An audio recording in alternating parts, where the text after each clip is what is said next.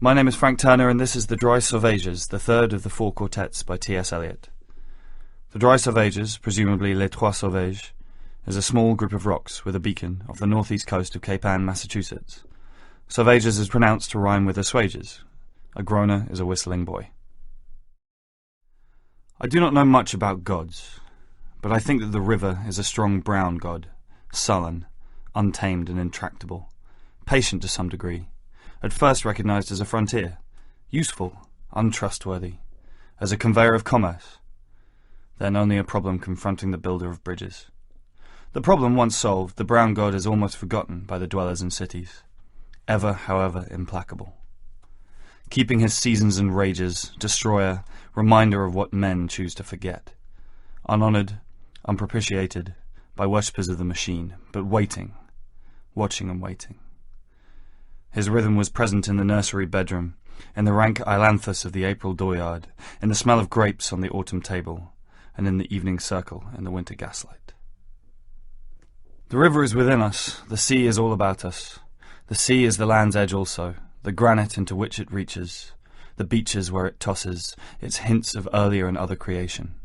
The starfish, the horseshoe crab, the whale's backbone, the pools where it offers our curiosity, the more delicate algae and the sea anemone.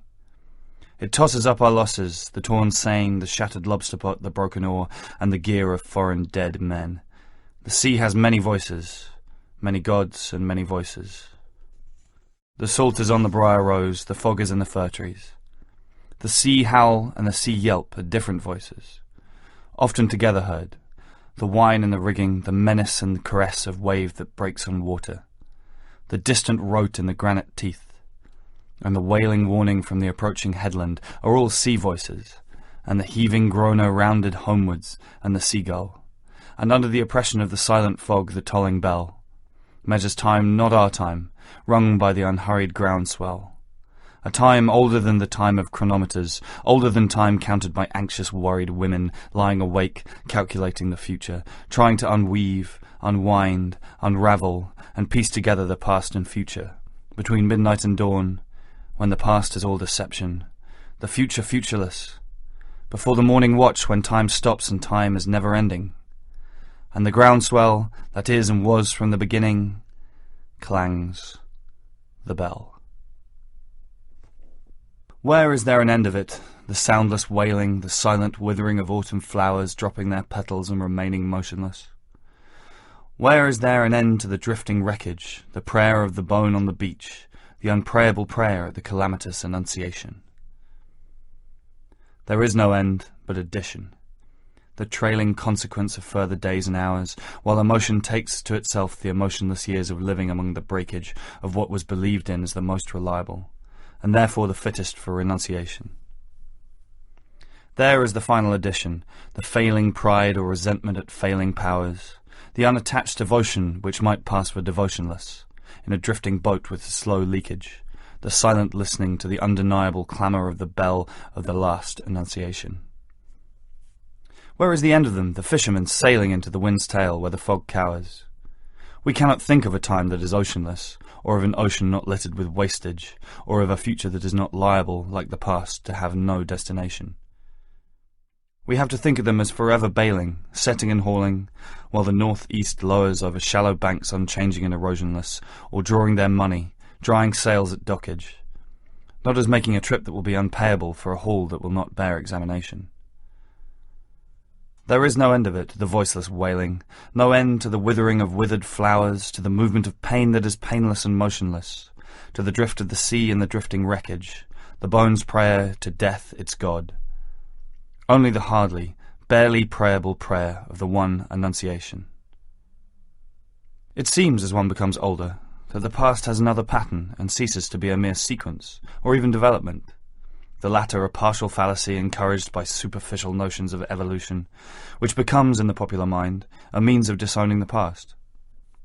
The moments of happiness, not the sense of well-being, fruition, fulfillment, security or affection, or even a very good dinner, but the sudden illumination. We had the experience but missed the meaning. An approach to the meaning restores the experience in a different form, beyond any meaning we can assign to happiness. I have said before that the past experience revived in the meaning is not the experience of one life only, but of many generations, not forgetting, something that is probably quite ineffable. The backward look behind the assurance of recorded history, the backward half look over the shoulder towards the primitive terror. Now, we come to discover that the moments of agony, whether or not due to misunderstanding, having hoped for the wrong things or dreaded the wrong things is not in question, are likewise permanent, with such permanence as time has. We appreciate this better in the agony of others nearly experienced, involving ourselves, than in our own, for our own past is covered by the currents of action, but the torment of others remains an experience unqualified, unworn by subsequent attrition. People change and smile, but the agony abides. Time the destroyer is time the preserver, like the river with its cargo of dead negroes, cows, and chicken coops, the bitter apple, and the bite in the apple, and the ragged rock in the restless waters. Waves wash over it, fogs conceal it. On a halcyon day it is merely a monument. In navigable weather it is always a sea mark to lay a course by. But in the sombre season, or the sudden fury, is what it always was. I sometimes wonder if that is what Krishna meant, among other things, or one way of putting the same thing, that the future is a faded song, a royal rose or a lavender spray of wistful regret for those who are not yet here to regret, pressed between yellow leaves of a book that has never been opened. And the way up is the way down, the way forward is the way back. You cannot face it steadily, but this thing is sure, that time is no healer, the patient is no longer here. When the train starts and the passengers are settled to fruit, periodicals and business letters, and those who saw them off have left the platform, their faces relax from grief into relief, to the sleepy rhythm of 100 hours. Fare forward, travellers, not escaping from the past into different lives or into any future. You are not the same people who left the station, or who will arrive at any terminus, while the narrowing rails slide together behind you, and on the deck of the drumming liner watching the furrow that widens behind you, you shall not think, the past is finished, or the future is before us.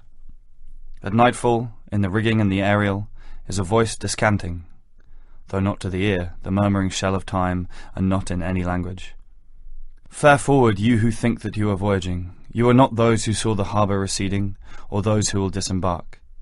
Here, between the hither and the farther shore, while time is withdrawn, consider the future and the past with an equal mind. At the moment which is not of action or inaction, you can receive this. On whatever sphere of being the mind of a man may be intent at the time of death, that is the one action, and the time of death is every moment, which shall fructify in the lives of others, and do not think of the fruit of action. Fare forward. O voyagers, O seamen, you who came to port, and you whose bodies will suffer the trial and judgment of the sea, or whatever event, this is your real destination. So Krishna, as when he admonished Arjuna on the field of battle, not farewell, but fare forward, voyagers.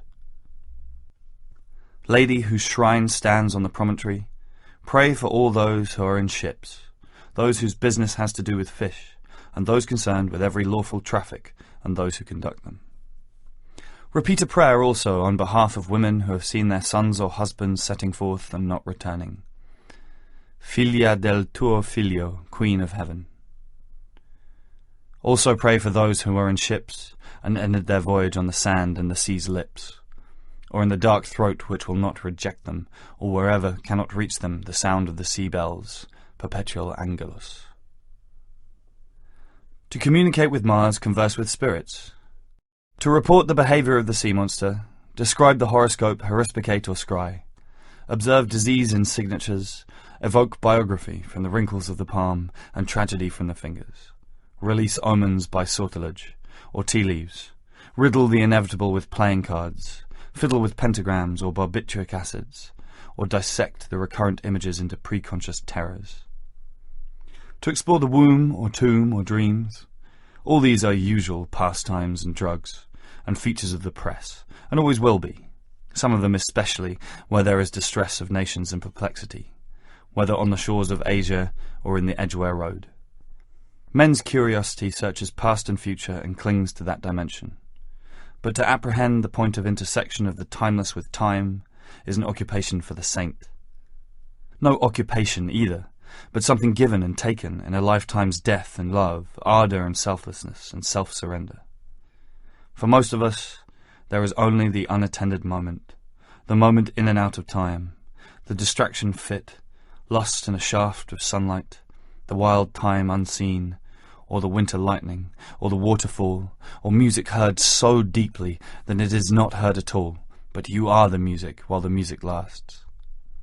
These are only hints and guesses, hints followed by guesses, and the rest is prayer, observance, discipline, thought, and action.